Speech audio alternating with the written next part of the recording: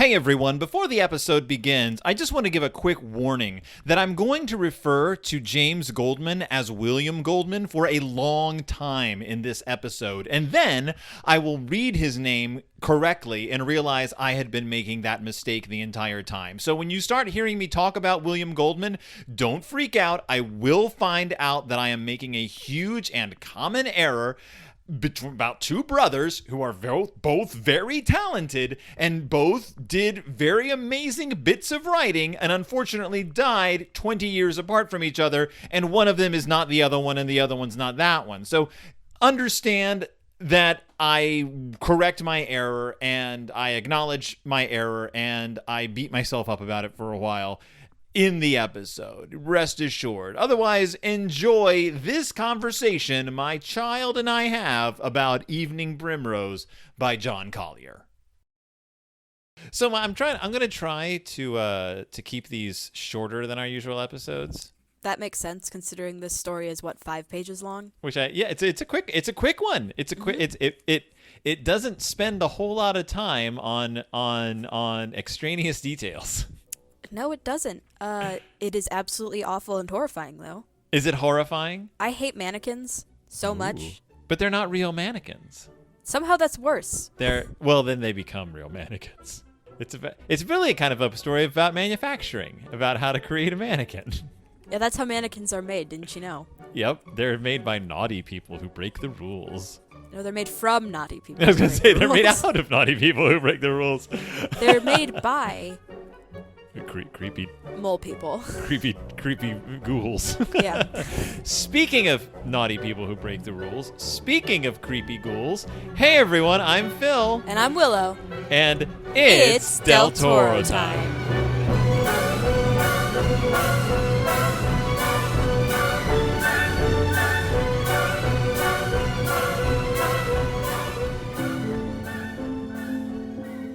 March 21st. Today I made my decision. I would turn my back for good and all upon the bourgeois world that hates a poet. I would leave, get out, break away. And I have done it. I am free. Free as the mote that dances in the sunbeam. Free as a housefly crossing first class in the largest of luxury liners. Free as my verse. Free as the food I shall eat, the paper I write upon, the lamb's wool-lined, softly slithering slippers I shall wear. This morning I had not so much as a car fare. Now I am here, on velvet. You are itching to learn of this haven. You would like to organize trips here, spoil it, send your relations-in-law, perhaps even come yourself. After all, this journal will hardly fall into your hands until I am dead. I'll tell you, I am at Bracey's Giant Emporium, as happy as a mouse in the middle of an immense cheese, and the world shall know me no more.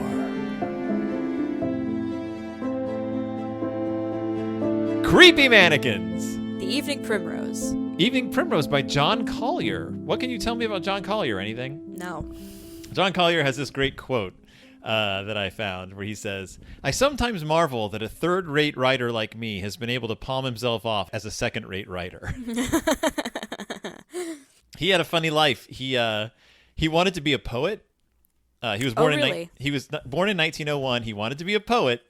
And so he told his dad, "I don't want to pursue a real job. I want to be a poet." And his dad was all, "Great. Here's all the money you need. Go become a professional poet." I was like, and when I read that, I was not expecting that twist. It's like the opposite of those dads in those like teen movies where like the son has to be, "It's not my dream, Dad, it's yours." He's like, "Here's my dream, Dad. I want to write poetry." And his dad's like, "No son of mine is not going to have the full support of his father. You go out and be a poet, John Collier." Funny twist to that, he failed. He was not a successful poet. Oh, really? So he wrote a novel called The Monkey Wife, which is about a man who marries a monkey. As one does. And people were like, "This guy's the greatest." And so he just kept writing, and he wrote hundreds of short stories which were super successful, and a lot of them were like turned into like Twilight Zone episodes or Hour-long musicals. Or hour-long musicals. He also contributed to the screenplay for The African Queen, the screenplay for I Am a Camera. So he worked in Hollywood for many years. He married a silent movie actress, lived in L.A. He was pretty successful. And then his stories just kind of disappeared. Even after they were compiled into like a really successful collection of short stories that were like did really well, then they just kind of faded off. And he's kind of become like this super successful guy who became a forgotten author, except for Evening Primrose, which only I think stuck around because of the musical. I read somewhere that the musical was supposed to be the episode of a TV show. It was the episode of a TV show, and we'll get to that after we discuss. Let's talk about this short story, Evening Primrose. What can you tell me about it? Well, it's about. Oh, by the way, everyone, this is an episode of our. This is, if you're confused, this is our. We're continuing our coverage of David G. Hartwell's The Dark Descent. This is the second story in Dark Descent. Sorry. I'm a bad podcast host. Can I finish? Yeah, okay. So you can begin, actually. I did begin. You interrupted me. I totally interrupted you. I'm a bad podcast host. No, you're not. But you're a good co-host. No, I'm not. So what can you tell me about Evening Primrose? It's about a man. Yeah. Who moves into a store because he's a poet and he can't afford to live in the real world. Now, when you say he moves into a store, does he have permission to move into this store? He just sneaks in and moves in, huh? Yeah. It's like how I imagine people start working at IKEA. They just move in one day and then they're employees. Yeah. Yeah, and his name is Snell. His last name is Snell. Mr. Snell. Mr. Snell. And I love so this short story is, like you said, it's hardly any pages long at all. Yeah, and so it's told through like journal entries. Mm-hmm. And he's like, I'm moving into a store, and then he does. Mm-hmm. Because no one appreciates him.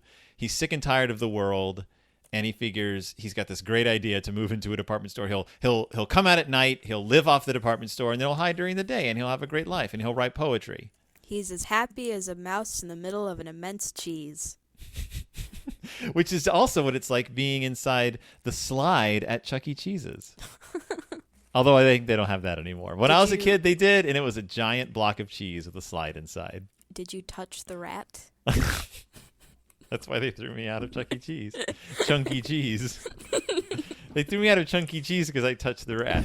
No one understands what we're talking about now. I am sure there are plenty of Tumblr followers who yeah, exactly hopefully. Speaking of Chunky Cheese, is he alone in the department store? No. Oh, who else is in this department store? The night watchman. And that's it. No one else. No one else. Just this friendly night watchman. No, the store is filled with ghouls. Yep. Horrible people who've lived there for many years. Many years. Mm-hmm. Decades even. They're all old and they're all pale. And they're so inhuman at this point that they're hard to look at. Mm-hmm. And they pretend to be mannequins. Yeah, they pretend to be mannequins during the day if they get caught. Mm-hmm. So tell me about this little society of people who live in the department store. They're gross and creepy, and I hate them. But how do they function? Like, what's their, setup? They sneak around. It's kind of like they're all there, and they serve one person. Yeah. Mrs. Vanderpant / Miss Monday. Yeah. And, yeah, she's kind of the matriarch. Mm-hmm. And they kind of follow her. But there's all these rules, like, you can't be seen by people. Mm-hmm. You can never leave the department store unless you all go as a group. Mm-hmm. And you're there for life. And what happens if you break the rules? What is it? The Dark Men? Yeah. Come for you? Yeah. So they're much like the Littles. Yeah. There are different colonies of people who live in the walls and under the ground of different buildings, and they have their different cultures and stuff. Mm-hmm. And the dark men, they're from the mortuary. Yeah. So they're people who moved into the mortuary, presumably, but mm-hmm. they are the most subterranean, almost Lovecraftian ghouls. They appear to be cannibals. Or something, yeah. Unless they don't eat. Right. A lot is left unanswered in this. Yeah. He only sees the dark men once that we know of. Mm-hmm. And it's not a pleasant experience. Yeah. So it sounds like this guy, Mr. Snell, Poet Snell, is all alone. He has no one who he can talk to or relate to. Except for Yes. Ella. Ella. And what happens with who is she? Like, what is her position at the department store? She's a maid. Yeah, like that sucks. Yeah. It sounds like she fell asleep one day when she was like 7 years old. 6. 6 years old. She like fell asleep in the store, and then everyone just like her mom just I guess forgot about her. Yeah.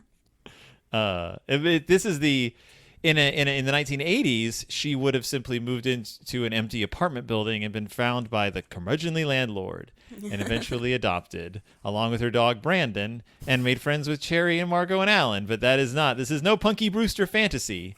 No. She is instead forced to be the maid to Mrs. Vanderpants. Yeah. Which is like the worst thing ever. Yeah. They don't like her. Yep. They treat her like garbage. Yeah. For some reason. I was going to ask, why do you think they treat her so bad? 'Cause they suck. Is it because she's like young and lovely? No, there's other young people there. Is it because she is an accidental like immigrant into their world? Like she didn't choose to this life? I feel like it's because it's obvious that she doesn't want to be there. Yeah. Yeah, she's not really happy with her place, and what's fascinating. So this is like a department store. Since this story was written like, when was it? Like the 1960s, 1950s. The story. No, it doesn't say. Because the story was written at that point of the century, and it's British. This is very much based on department stores. Before like what we think of as department stores now. Like this is a department store that has literally everything. This is a Paddington Bear department store. Yes. Or Corduroy. Yeah. Yeah, corduroy with like it is just everything. It's called Bracey's, which at first I thought was based on Macy's, but then I'm like, no wait, I think this takes place in England, so it would be. It's just like I guess like I don't know if the English department store, Harrods or something. Like this department store has been around since the 1800s, mm-hmm. and and it's like survived the Blitz. It survived everything, and every once in a while, everyone goes out to like see a show, and that's the only time they're seen by people is mm-hmm. when they go out at night to like go see a concert or something. But our protagonist meets this young girl Ella, mm-hmm. and we don't know how old our protagonist is either. Yeah, he's old enough to be like fed up, mm-hmm. but he's also a poet, which means he probably got fed up when he was like 23. He probably he was born fed up. Let's be real here. you certainly don't get to know much. You certainly never hear any of his poetry. Yeah. And so he and Ella develop this rapport, this friendship, mm-hmm. and he starts falling in love with her. Mm-hmm. But the feelings aren't reciprocated. No. Because who is she in love with? The Night Watchman. Dun dun dun. Man, the single man, the Night Watch man. The Night Watch man. And I love why she fell in love with him. It's so weird. It's creepy and weird. Tell us the fun story. I was careless, and there he was coming around the corner, and there was no place for me. I had this blue dress on. There was only some wax models in their underthings. Please go on. I couldn't help it. I slipped off my dress and stood still. I see. And he stopped just by me, Charles, and he looked at me and he touched my cheek. Did he notice nothing? No, it was cold, but Charles, he said, say, honey, I wish they made him like you on 8th Avenue. Charles, wasn't that a lovely thing to say? No. What is wrong with this Night Watchman? So the Night Watchman sees this lovely young mannequin, who he thinks is a mannequin, and it's standing there in its undies. Mm-hmm. And he touches it on the cheek. So they kind of like get around this by saying that like the people who live there are so waxy in complexion anyway that like it's impossible to tell the difference between them and a waxy mannequin. Mm-hmm. But presumably she's still like pretty. I guess she's been there her whole life. Maybe she's pretty waxy as well. I don't know. But he touches her and he's like, he basically says, "You're a lot prettier than the sex workers I frequent." Yep. And of course she doesn't know anything about the world. No, like she at does all. not. So she interprets this as like charming. But the poet, our protagonist is like he doesn't shatter her illusions. No. And he's actually he's somewhat cool about her not being into him. He's a poet. He's dramatic. He's dramatic, but he's like, you know what? I'm not going to if she's in love with this night watchman, I'm not going to stand in their way. Mm-hmm. However weird that way may be. Unfortunately, he's made there's one other guy, the guy who discovered him initially, he kind of thinks this as a friend. And so he spills the beans to this other guy. I mean, to be fair, I don't know if I found this out from someone, I don't know if I could keep it a secret. But he knows what happens to people who break the rules. I mean, he kind of knows. But it's just, I mean, she's like, I'm confiding this one thing to you. Please be cool about it. And he's like, all right. And then the next day he's like, so get this. Ella's in love with the night watchman and she wants to run away. It's not like that. He's having a breakdown because of it because he's a poet and he's dramatic. He is dramatic. And he's like freaking out because he's like, maybe he's like, this night watchman is bad news. I don't think that they should go off together. But you know who else is bad news? Everyone else in this department store. Yeah, that's true. He knows they're bad. They're creepy ghouls. They act in league with the Nightmen, who are most likely the dark men. Cannibalistic. There's chuds who come into the department store and take away the wrongdoers. That's true. And then what happens? What's his face? Roscoe? Yeah. Is like, I'll definitely not tell anyone, and immediately goes and tell Mrs. Vanderpant / Monday. Yeah. And no good comes of it. No. But our protagonist gets the idea that he's gonna save her and right. the Night Watchman. And the Night Watchman. That's important, I think. Mm-hmm. He's not just gonna save Ella. He's gonna try to save both of them because he's gonna, because he believes that like they deserve happiness. Mm-hmm. You know. But then he sees something horrifying. I guess the Night Gaunts, the Night Watch people. The Nightmen. The Dark Man. Yeah. Or somewhat, he doesn't say it's the Nightmen. He says he sees them, a group of them, like ants, carrying Ella and taking her to the surgical department. They took other things. Mm-hmm. And then the creatures, the dark inhuman creatures, as he says, go into where Ella is. And so his plan is to find the Night Watchman, and the two of them are going to save her. Yeah. And he's going to leave the diary he's writing on the counter for people to find. And then, how does it end, though? It ends with him finishing the writing and saying, if you get this, look for 3 new figures, and also kill all of them. You're right. He's like, maybe we'll live, but if not, there might be 3 new mannequins in the morning. Mm-hmm. And if you find us in that way, smoke. The last sentences are smoke them out, obliterate them, avenge us. He's a poet. He's dramatic. He is a dramatic poet, and I love the fact that you don't find out what happens. No. Probably nothing good. Well, if you're talking about shadow monsters at this point, yeah. I mean, nothing good can come of that. Right. What's a poet gonna do? What is a poet gonna do? What's interesting is in the there was a radio adaptation of this story, a couple of radio adaptations of this story, and one of them starts off with a woman finding the diary when she's shopping at the department store. And the opening quarter of the production is her going, "Honey, I found this weird diary with some weird writing in it at the department store." "What were you doing at the department store?" "I was buying that new dress." "Another new dress?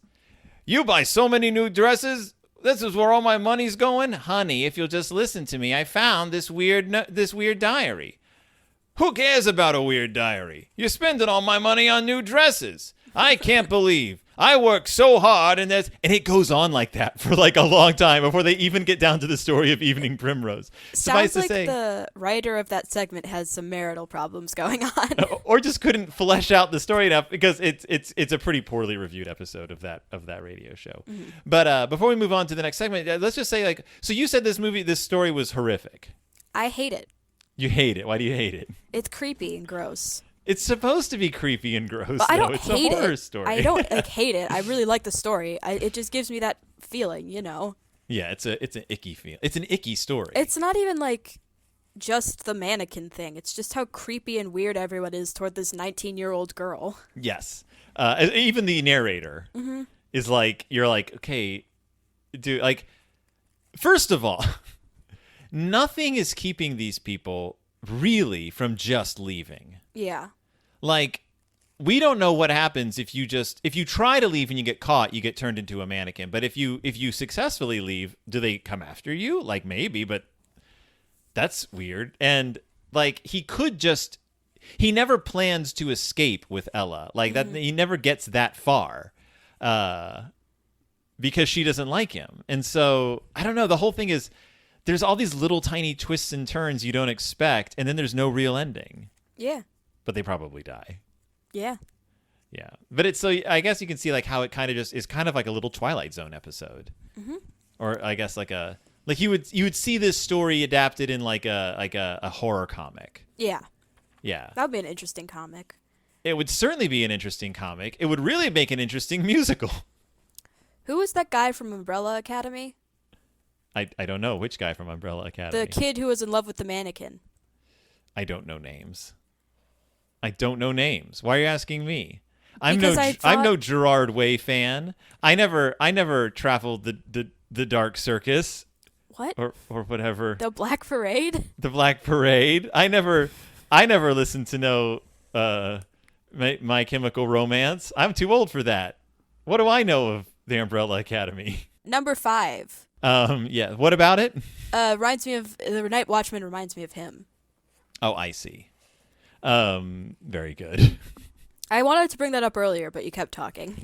I am sorry. I do talk. So in 1966, a young Stephen Sondheim was collaborating with playwright William Goldman on a musical that would end up becoming Follies. Sondheim had written the lyrics for West Side Story, he'd written the lyrics for Gypsy, and he'd also done A Funny Thing Happened on the Way of the Forum, which was a huge hit, and he had done Anyone Can Whistle, which was a huge bomb. And they were working on a new musical together, and William Goldman's wife got pregnant, and William Goldman said, we need a bigger apartment. Yeah. What can we do to make some money very quick? And Stephen Sondheim was like, well, maybe we can write a musical for television really fast. And so there was a TV show called Stage 67, which was just getting off the ground. It hadn't even premiered yet. But there was going to be a weekly arts show. And so they contacted the producers and were like, do you want a new musical from Sondheim and Goldman? And they were like, I guess we'll pay you money. And Sondheim's like, you know who I'm friends with? I'm friends with Anthony Perkins, the lead in Psycho, and he does stage stuff. He's a good actor. I'll cast him, and we can get the woman who played Liesel in The Sound of Music, and we can throw together a musical. It'll be like an hour long, and we'll film it, and we'll film it in a real department store. Yeah, Charmaine Carr is her name. And we'll do an adaptation of this weird short story that's creepy and kind of gross. So what can you tell me about the musical of Evening Primrose? I'm not gonna lie. Yeah. Not really my thing. Not really your cup of tea? No. It's a strange musical. Yeah. Like it's a really strange musical. It's an hour long, but it only has like 4 songs. Yep. So they're kind of spaced out. And it changes the short story substantially. Yeah. I mean, it still has like the dark men. It still has like the matriarch. Why did they change the matriarch's name? Probably because Vanderpant is like a weird last name. And Monday isn't? It's easier to say. Maybe it's easier to understand on old television speakers. Oh, yeah, probably. Like, that's one of those weird things. You're like, how many of these choices are just they had to make them because those are the options they had. Or like, you know, you can't have too weird of a name because it's hard to understand. But so William Goldman wrote the book and Sondheim wrote the songs. And wait, you mean the script? The script of a musical is called the book. Okay. It's called the book of a musical. Oh, sorry to get all theater technical on you. No, I was just confused. So so it changes plot points. So it adds, of course, it fleshes out the characters quite a bit. Well, they turned a 10-page story into an hour-long musical, so they had to add some things. Yes. And in the musical, the two of them fall in love. Mm-hmm. Which, you know, it's a musical. You gotta have... Right. You can't have the protagonist be a weird, creepy poet who lives in the shadows. But they do have her be... I mean, she's already naive, but they really play up her naivete. Mm-hmm. So there's 4 songs. The opening song is called If You Can Find Me, I'm Here, which is, I'm not going to lie, one of my favorite Sondheim songs ever. Although I do prefer Mandy Patinkin's cover of it to Anthony Perkins' rendition of it, because Mandy Patinkin gets all Mandy Patinkin-y. If you can find me, I'm here. He really just like belts it out. Okay. One of the most famous Sondheim songs in the Sondheim catalog, I Remember, sung by Ella, where she's trying to remember the few things she remembers of the outside world, but she can only compare them to things in the department store. She's been in there for 13 years. Yeah, it's terrible. You could leave. Yeah, but she can't. She's scared, and she doesn't know how to. There's a duet called When that they sing together, which is a beautiful song. And then Ella sings Take Me to the World, which is another one of the most famous Sondheim songs. Although it's usually a famous Sondheim solo, but this he has a counterpoint in it. I have seen the world. Beautiful. I love the songs from Evening Primrose. Yeah, it seems like is this a super well-known musical? We'll get to that. It has a weird history. So how do they change the ending, though? You know what happens to them. Yeah, what happens to them? They get turned into mannequins. They totally do. Bride and groom mannequin. Yeah, Yeah. With the night watchman, though, he gets turned into the minister who's presiding over them. It's a creepy little show. It premiered and aired once and was a bomb. It was not successful at all. Wasn't Stage 67 also just not successful at all? It was just not a successful show. Yeah. It was directed by a TV director. It was filmed in a department store. They could only film like at night. Well, most of this story takes place at night anyways. But interestingly enough, it was filmed in color and broadcast in color. Why? But what? Why? What do you mean? It was a Why color was it- show. Yeah, okay. I feel like black and white would be more appropriate for this story. Well, so what's interesting is, it came out and no one cared. Like, no one cared. Sondheim wasn't a big name, so people weren't going to make a big deal out of it. It wasn't a successful show. And it literally disappeared. Completely. Except for some people had weird, really hard to distinguish, so bad, bootleg videotapes of it. That you could only find in the black market.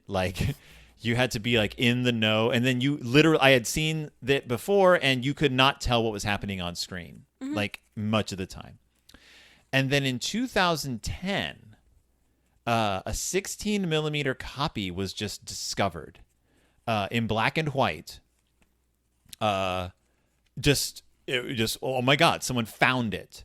Not the color telecast, only this black and white 16 millimeter copy that was restored and released on DVD. And that's the version that you saw, this restoration of it. But for many years, the only thing we knew about this musical was the songs. Yeah.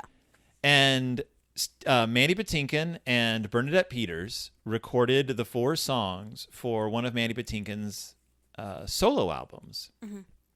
And that's how I knew it from like high school up. I just knew these 4 songs from this musical that I didn't even know the plot to. Yeah. Called Evening Primrose. I had never read the short story because John Collier's stories were out of print at this point. Like John Collier had been forgotten, the story had been forgotten, the musical had been forgotten, and it wasn't until 2010 that all of a sudden people could experience Evening Primrose again. It's like the guy who needed the apartment made a deal with a demon. And like, I need the money for this apartment, and the demon is like, I'll give you a book for this musical. Yep. But the thing is no one will ever remember it, and it will be lost until you die. And all of everything about it that I have given you, and stuff like the short story, will also disappear. Yeah. And because of that, John Collier faded into obscurity along with. But he got that apartment. Yeah. In that and baby. That's why the song survived, because Sondheim didn't make this deal with the demon. Yeah, he didn't make that deal. That's how I think it went. So I grew up with the songs in that way. Liz Callway and Gary Beach recorded them in 1997. In 2001, Neil Patrick Harris and Teresa McCarthy recorded the songs for a studio recording. And most people who are Sondheim fans, like musical theater people, they know the song I Remember. They know Take Me to the World. Those have appeared in a million Sondheim reviews and on a million solo albums. And just recently, in 2016, I have not heard this, Barbra Streisand recorded Take Me to the World with Antonio Banderas. Well, damn. For her album Encore, Movie Partners Sing Broadway. And Sondheim, I guess, rewrote the lyrics for it, which he has done for Barbra Streisand in the past to fit the themes of her albums. So if you can find that one, it's there. Listen to that. But if you personally had to choose between the musical or the book, which would you recommend? Is that a serious question?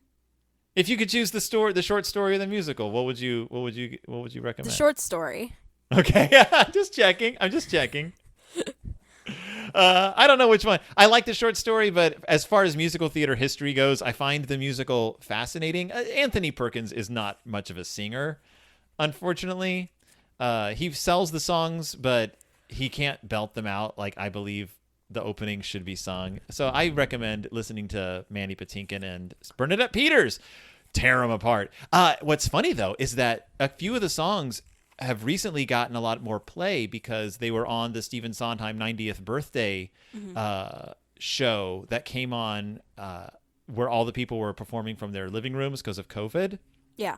And a couple of Evening Primrose songs were sung. Basically, I think I Remember and I think Take Me to the World, because they were basically about being isolated and not being able to go outside, which makes them very poignant. So people have been like reviewing Evening Primrose again, and I believe there was a COVID like Zoom cast of a performance of Evening Primrose. Hey, question. I don't actually know if the guy who wanted the apartment is dead. William Goldman? Yeah. He's dead. Okay. I was like, I just said this guy is dead, but I don't actually know if he's dead. He is dead. Stephen Sondheim is alive. He's 90 years old. Yeah. And William Goldman, unfortunately, died in 2018. And you know, William Goldman wrote The Princess Bride. Mm-hmm. That's his like big famous, like most. I mean, not even his most famous thing, but that is one of the most famous things that he did. It was William Goldman, right? Yes. I'm not thinking of William Goldman's. I'm not thinking of No, it's James Goldman. No, it's William Goldman. It was definitely William Goldman. Yeah, okay. I googled it. Nope. No? Nope. Oh no, he did the movie The Princess Bride. No, I'm thinking. God dang it! I am thinking of James Goldman. What are you talking about? James Goldman did the book for Evening. Collaborated with Stephen Sondheim on Evening Primrose and Follies. Okay. Not William Goldman. James Goldman and William Goldman are brothers, and I always forget which one did which. William Goldman did Princess Bride, Butch Cassidy and the Sundance Kid, etc. James Goldman did The Lion in Winter, They Might Be Giants, and the play version of Oliver Twist. They're both very famous screenwriters and playwrights. James Goldman died a whole 20 years before the other one. James Goldman died in 1998. Yes, William Goldman died 20 years later. I am sorry, listeners. You've probably been screaming at your radio this entire time. Radio? You know, the radio, where they listen to this radio show. Ugh, I'm stupid. I will put a disclaimer at the beginning saying that I confuse William Goldman and James Goldman repeatedly throughout this entire broadcast. Yes, the broadcast for our radio show that we definitely do. Our famous radio show. It's Del Toro time. The least Del Toro-centric radio show on the planet. Guillermo del Toro has not been mentioned on this show in months. Months, I say. Hey, maybe he's a fan of of Evening Primrose. Maybe he is. I will never know. Guillermo del Toro on Twitter, add us with your favorite horror short stories, and we'll do an episode on them. However, it makes far more sense that this story is in the Color of Evil section of The Dark Descent. Yes. It is a very evil short story. Yes. What's weird is he says, Hartwell says in his little intro to it, as you said last episode, you read out the most ordinary and seductive of middle-class environments, the department store, the abode of grotesques. Mm-hmm. He calls it a subversive little moral tale, but I don't really see it as a moral tale. The moral of the story is don't abandon society for a underground society of mole people who abuse a 19-year-old girl. And that's one to grow on. Yep. So we're going to be continuing our tales of morality. Not really. In the next episode of The Dark Descent, Willow, what is our next short story? Our next short story is The Ash Tree by M.R. James. Now, I do love M.R. James, and I do Mr. love The James. Ash Tree. It's not Mr. James. M.R. James. So we're going from John Collier, a long-forgotten, frequently out-of-print writer, to M.R. James, the writer who essentially invented the 20th century ghost story and has never been out of print and has one of the longest runs of ghost stories in history. So we're going from a forgotten British writer to one of the most famous British horror writers. This is also a very short story. Yeah, M.R. James, he kept them quick. It's only 1 page longer than the one we just read. I can't wait. I cannot wait. Mr. James is... Although we've somehow managed to make this episode equally as long as our episodes about movies. Okay, I have an excuse for that. A, I talk a lot. And B, we reviewed a TV show as well. That's true. Fortunately for us, The Ash Tree also has a very famous adaptation. Are you kidding me? Also has a very, very famous adaptation. It was we'll get to that later on. Thank you so much for listening to The Dark Descent. Thank you so much for listening to our coverage of John Collier's Evening Primrose. If you want to check it out, buy a copy of this book. Anything else, Willow? Have our wonderful radio show listeners have a lovely day. Keep listening to this show. Keep telling people about it. We're still recording. Thank you so much for joining us. I'm Phil. And I'm Willow. And we'll see you when it's Del Toro time.